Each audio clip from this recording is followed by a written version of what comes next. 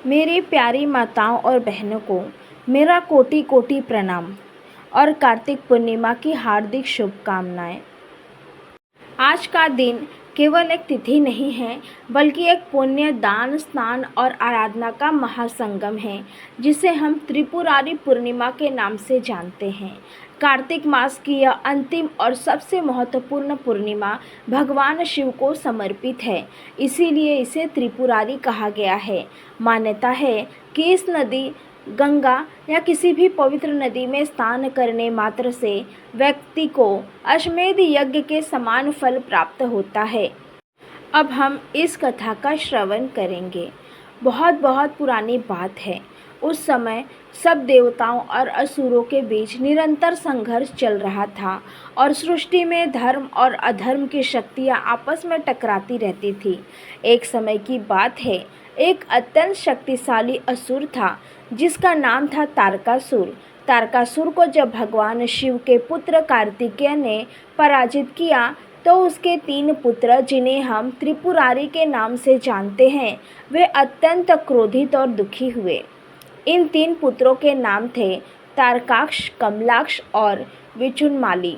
इन तीनों ने अपने पिता के वध का प्रतिशोध लेने का निश्चय किया और वे तीनों मिलकर इस पूरे ब्रह्मांड पर अपना अधिकार स्थापित करने का स्वप्न देखने लगे।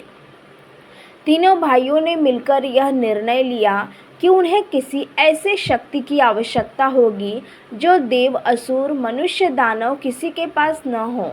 इसी इच्छा से प्रेरित होकर वे तीनों उस समय की सबसे कठिन तपस्या करने के लिए तैयार हुए।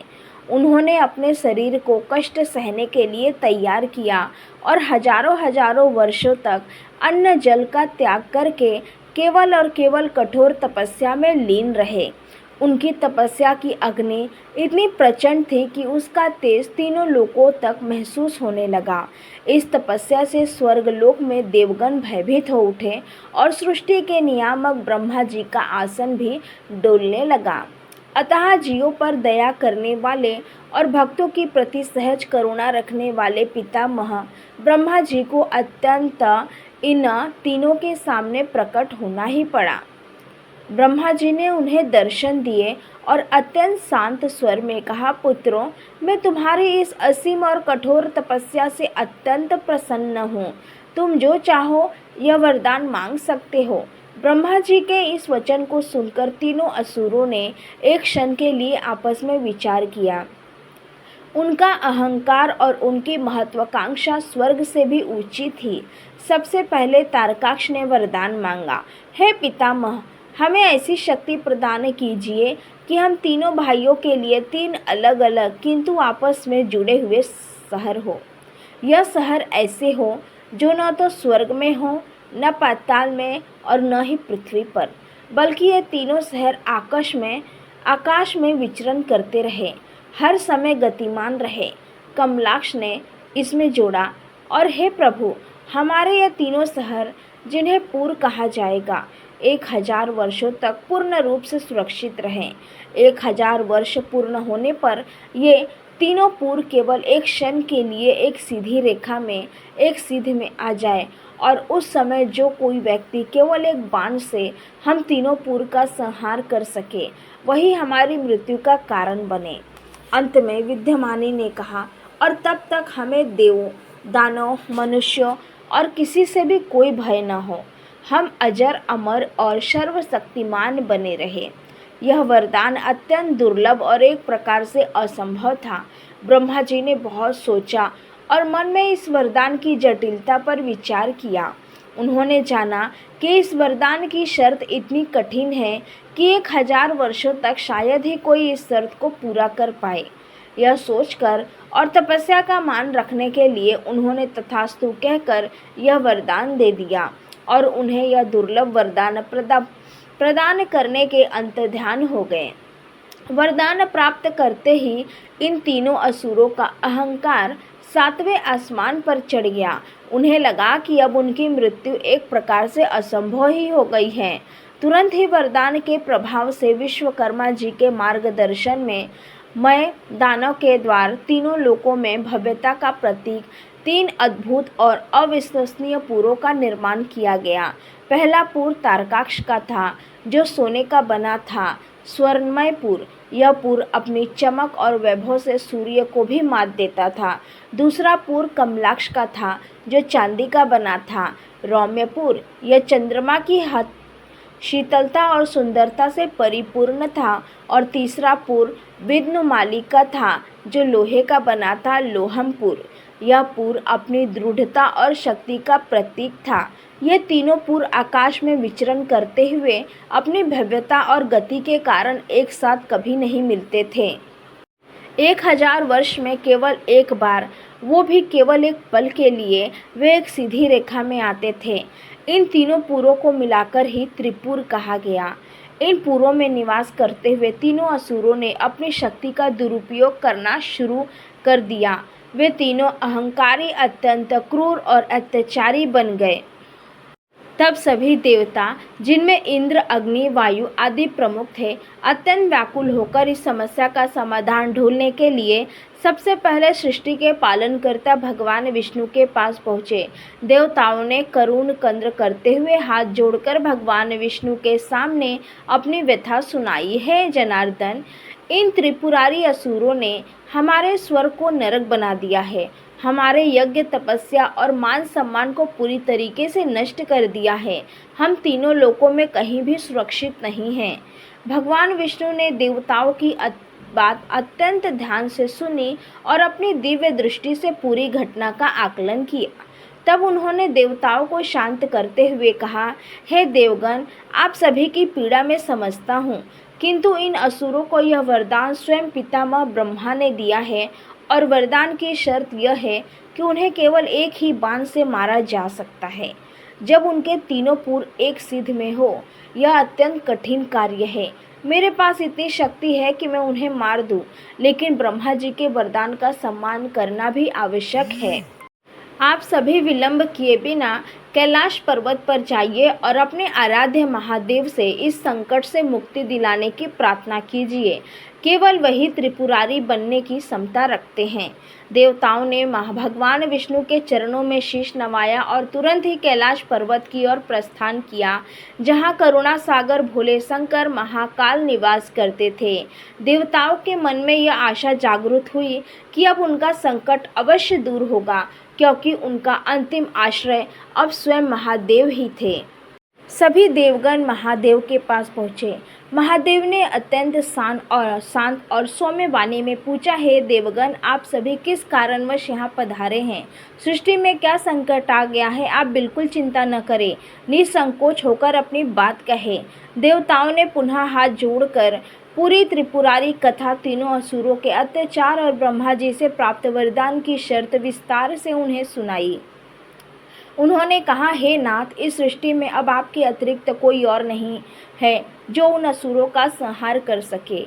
उनकी शर्त पूरी करने के लिए केवल एक बाण से उन तीनों पुर को नष्ट करने की क्षमता केवल आप में ही है। आप ही हमारे एकमात्र उद्धारकर्ता है। भोलेनाथ ने जब देवताओं का सारा वृत्तांत सुना तो उनके मन में करुणा जागृत हुई और वे धर्म की रक्षा के लिए तुरंत तैयार हो गए।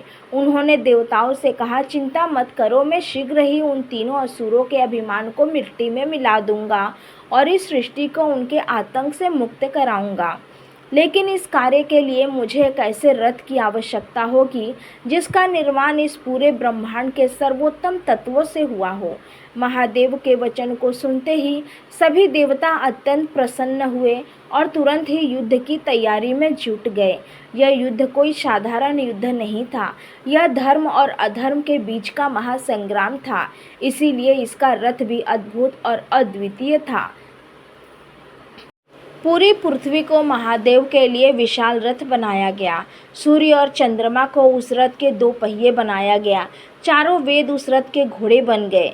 मेरु पर्वत को उस रथ का धनुष बनाया गया। शेषनाग को धनुष की प्रचंडता बनाया गया और स्वयं भगवान विष्णु उस रथ के बाण बन गए, क्योंकि वे धर्म की स्थापना के लिए सबसे महत्वपूर्ण थे। अग्नि बाण की नोक बने और वायु बाण के पंखे बने, और सबसे महत्वपूर्ण बात, स्वयं पितामह ब्रह्मा उस रथ के सारथी बने, क्योंकि यह संपूर्ण ब्रह्मांड एक साथ आ गया था। इस प्रकार जब संपूर्ण ब्रह्मांड महादेव की शक्ति और इच्छा के अधीन हो गया, तब महादेव उस अद्भुत रथ पर विराजमान हुए। उनका यह रूप अत्यंत तेजस्वी और भयभीत करने वाला था। त्रिपुरारी असुरों ने जब महादेव के युद्ध की तैयारी देखी तो उन्हें लगा कि देवगण उनके सामने पराजित हो चुके हैं और अब स्वयं शिव उनके साथ युद्ध करने आ रहे हैं। उन्हें अपने वरदान की शर्त पर पूरा भरोसा था और वे अहंकार में डूबे हुए युद्ध के लिए तैयार हो गए। एक भयंकर युद्ध शुरू हुआ। युद्ध इतना प्रचंड था कि तीनों लोकों में हाहाकार मच गया। असुरों की सेना जो तीनों पुरों से निकल कर आई थी अत्यंत बलशाली थी, लेकिन महादेव का पराक्रम और उनकी शक्तियाँ असीम थी। महादेव ने असुरों की सेना को छिन्न भिन्न कर दिया, किंतु वरदान की शर्त के कारण वे अभी भी त्रिपुरारी को नष्ट नहीं कर पाए थे। महादेव रथ पर खड़े होकर धैर्यपूर्वक उस परम पावन क्षण का इंतजार कर रहे थे। आखिरकार वह घड़ी आ गई जिसे अभिजीत मुहूर्त कहा गया। ठीक 1000 वर्ष पूर्ण होते ही तीनों पुर स्वर्ण, रजत और लोह आकाश में विचरण करते हुए एक क्षण के लिए एक सीधी रेखा में, एक सीध में बिल्कुल एक दूसरे के ऊपर आ गए। जैसे ही यह अद्वितीय और दुर्लभ क्षण आया, महादेव ने एक पल का भी विलंब नहीं किया। उन्होंने तुरंत ही भगवान विष्णु रूपी बाण को धनुष पर चढ़ाया और हर हर महादेव के जयघोष के साथ वह एक बाण तीनों पुर को लक्ष्य करके छोड़ दिया। वह बाण केवल बाण नहीं था, यह संपूर्ण ब्रह्मांड की शक्ति, धर्म की शक्ति और महादेव के तेज का पुंज था। बाण इतनी तीव्र गति से निकला कि पलक झपकते ही उसने उन तीनों पुरों में प्रवेश कर लिया। एक भयंकर गगनभेदी गर्जना हुई। तीनों पुर जलकर राख हो गए और उन तीनों अहंकारी असुरों तारकाक्ष, कमलाक्ष और विघ्नमाली का अंत हो गया। तीनों लोगों को आतंक से मुक्ति मिल गई। ये देखकर सभी देवगण, ऋषि मुनि और संपूर्ण सृष्टि आनंद से भर गई। उन्होंने महादेव की जय जयकार की और उन्हें त्रिपुरारी नाम से संबोधित किया। महादेव ने धर्म की स्थापना की और इस प्रकार उस दिन से कार्तिक पूर्णिमा की यह तिथि त्रिपुरारी पूर्णिमा के नाम से परम पावन हो गई। अब हम इस कथा की पूजा विधि जानेंगे। त्रिपुरारी पूर्णिमा के दिन सूर्योदय से पूर्व उठकर सबसे पहले अपनी नित्य क्रियाओं से निवृत्त होकर किसी पवित्र नदी, सरोवर या अपने घर पर ही गंगा जल मिलाकर स्नान करें। स्नान के पश्चात स्वस्थ वस्त्र धारण करें। इसके बाद सूर्य देवता को अर्घ्य दें और संकल्प लें कि आप पूरी श्रद्धा और भक्ति से यह व्रत करेंगी। इस दिन विशेष रूप से शिवलिंग की पूजा की जाती है। सबसे पहले शिवलिंग को पंचामृत से स्नान कराएं, यानी दूध, दही, घी, शहद और शक्कर के मिश्रण से। फिर शुद्ध जल से स्नान कराकर उन्हें चंदन का लेप लगाएं। महादेव को उनका प्रिय बेलपत्र, धतूरा, आक के फूल और शमी पत्र अर्पित करें।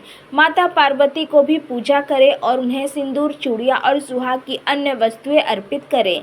इस दिन दीपदान का विशेष महत्व है। सायंकाल के समय, विशेषकर प्रदोष काल में, तुलसी के पौधों के पास, घर के मुख्य द्वार पर और किसी नदी के घाट पर या पीपल के वृक्ष के नीचे घी या तेल के दीपक अवश्य जलाएं। इस दीपदान से घर में सुख, समृद्धि और लक्ष्मी का वास होता है। व्रत के दौरान केवल फलाहार ही ग्रहण करें और संभव हो तो पूरे दिन निर्जला व्रत रखें। रात में चंद्रमा को अर्घ्य दें और अपनी मनोकामनाएं कहें। इस त्रिपुरारी पूर्णिमा का व्रत करने वाली माताओं और बहनों को महादेव और माता पार्वती का विशेष आशीर्वाद प्राप्त होता है। इस व्रत के फल से मनुष्य के जाने अनजाने में किए गए सभी पापों का नाश हो जाता है और उन्हें मोक्ष की प्राप्ति होती है। घर में धन धान्य की कभी कमी नहीं रहती, सुख समृद्धि का वास होता है और व्यापार में उन्नति होती है। परिवार के सभी सदस्य स्वस्थ रहते हैं और दीर्घ आयु प्राप्त करते हैं। यह कथा हमें बताती है कि महादेव की कृपा अनंत है और उनके शरण में आने वाला भक्त कभी निराश नहीं होता। आप सभी ने अत्यंत श्रद्धा से कथा का श्रवण किया, इसके लिए आप सभी को धन्यवाद। महादेव आपका कल्याण करे, आपके जीवन के अंधकार को दूर करे और आपके परिवार को सुख शांति प्रदान करे। हर हर महादेव। अगर ये कथा आपको अच्छी लगी हो तो वीडियो को एक लाइक और शेयर ज़रूर कर दीजिए, साथ ही साथ चैनल को सब्सक्राइब कर दीजिए। ऐसी ही कहानियाँ देखने के लिए।